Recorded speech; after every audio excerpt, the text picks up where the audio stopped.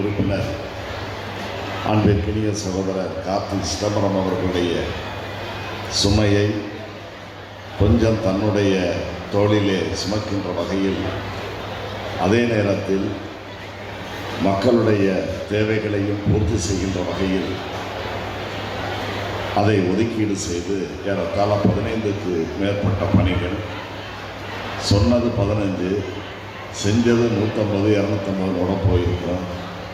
அந்த வகையில் இன்று இந்த 15 திட்டப்பணிகளுக்கான பணியை துவக்கி வைக்கின்ற இந்த நல்ல நிகழ்ச்சி நடைபெறுகிறது.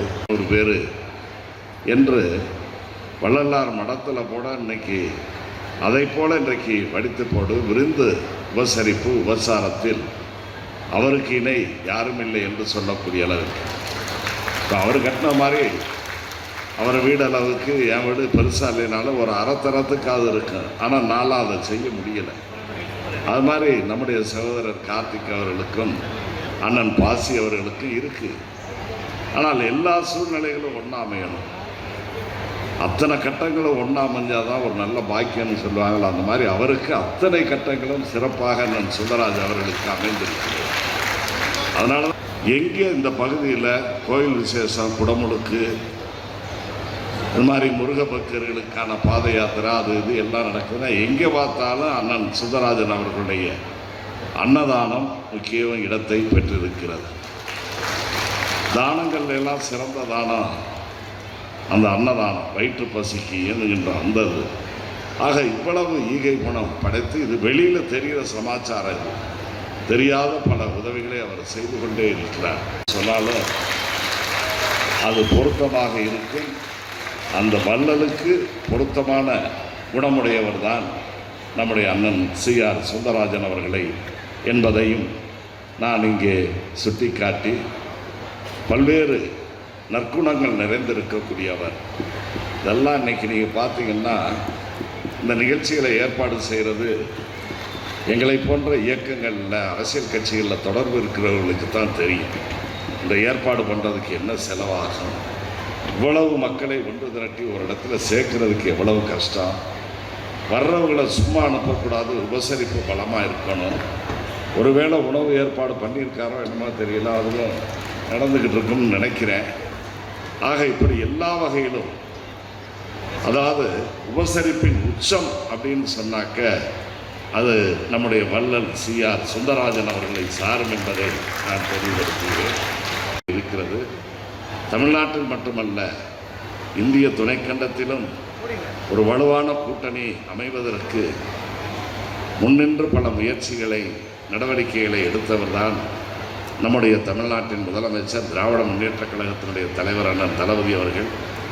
அத்தகைய கூட்டணியின் சார்பில் இன்று நடைபெறுகின்ற இந்த நல்ல நிகழ்ச்சியில் நானும் கலந்து கொள்வதில் நான் பெருமையும் பெருமகிழ்ச்சியும் அடைகிறேன்.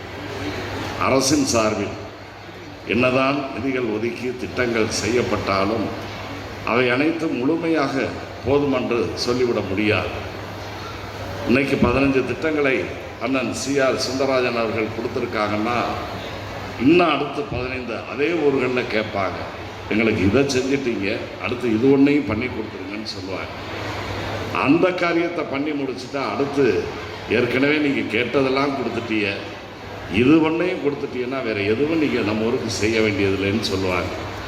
ஆக அப்படிப்பட்ட சூழ்நிலையில் அரசு என்னதான் ஆண்டுக்கு பல ஆயிரக்கணக்கான லட்சக்கணக்கான கோடி நிதிகளை பல துறைகளுக்கு ஒதுக்கினாலும் கூட அந்த பற்றாக்குறை தேவைகள் இருந்து கொண்டே தான் இருக்கும். அந்த தேவைகளை பூர்த்தி செய்கின்ற வகையில் ஓரளவு ஒரு தனிநபராக இருந்து இன்றைக்கு அண்ணன் சுந்தரராஜன் அவர்கள் அரசு செய்ய வேண்டிய, அதே போல் மக்கள் பிரதிநிதிகள், சட்டமன்ற, நாடாளுமன்ற, உள்ளாட்சி அமைப்புகளுடைய பிரதிநிதிகள் செய்ய வேண்டிய அந்த பணியை இன்றைக்கு சகோதரர் நம்முடைய நாடாளுமன்ற உறுப்பினர் கார்த்திக் சிதம்பரம் அவர்களுடைய, நான் ஏற்கனவே குறிப்பிட்டு சொன்னதைப் போல அவருக்கு பல சுமைகள் இருக்கும். அந்த சுமைகளில் ஒரு பகுதியை இன்றைக்கு அண்ணன் சுந்தரராஜன் அவர்கள் ஏற்றிருப்பது சகோதரர் கார்த்திக் சிதம்பரத்திற்கு மட்டுமல்ல, தமிழக அரசுக்கும் மாண்புமிகு முதலமைச்சர் அவர்கள் தலைமையிலான இந்த அரசுக்கும் அவர் செய்திருக்கின்ற உதவி இது என்பதை நான் இங்கே நன்றி பெருக்கோடு சுட்டிக்காட்ட கடமைப்பட்டிருக்கிறேன். எங்களை பொறுத்தவரையில் சட்டமன்ற உறுப்பினர்களுக்கு ஆண்டுக்கு 3 கோடி ரூபாய், நாடாளுமன்ற உறுப்பினர்களுக்கு 6 சட்டமன்ற உறுப்பினர்களை கொண்ட ஒரு நாடாளுமன்ற தொகுதிக்கு 5 கோடி ரூபாய் தான். ஆகவே எங்களை விட அவர்களுக்கு குறைந்த நிதி தான் இருக்கிறது. ஆகவே நம்முடைய நாடாளுமன்ற உறுப்பினர் திரு சுந்தரனுடைய விருப்பத்திற்கு வழிகாட்டியாக நம்முடைய நாடாளுமன்ற உறுப்பினர் சிவகங்கை மாவட்ட மக்களுக்கு பயன் தருகின்ற திட்டமாக இருக்கிறது என்று அந்த வகையிலே பாராட்ட கடமைப்பட்டிருக்கிறேன்.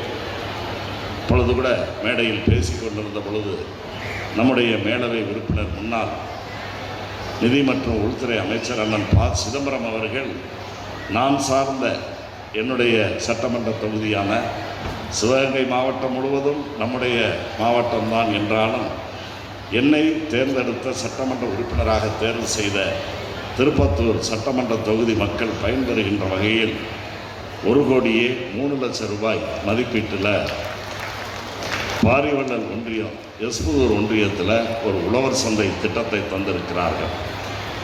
அண்ணன் பாசி அவர்களை பொறுத்தவரையில் அவங்க தயாரிப்பெல்லாம் சினிமா படம் இருக்கிறதெல்லாம் லோ பட்ஜெட்னு எடுப்பாங்க.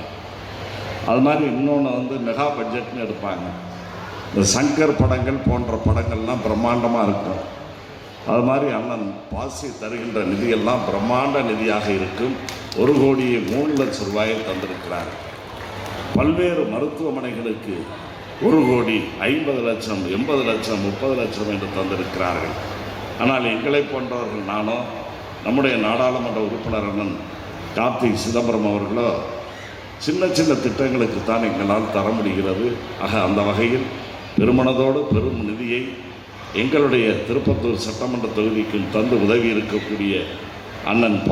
சிதம்பரம் அவர்களுக்கு திருப்பத்தூர் சட்டமன்ற தொகுதி மக்கள் சார்பாகவும் எனது சார்பாகவும் நன்றியை நான் தெரிவித்துக் கொள்கிறேன்.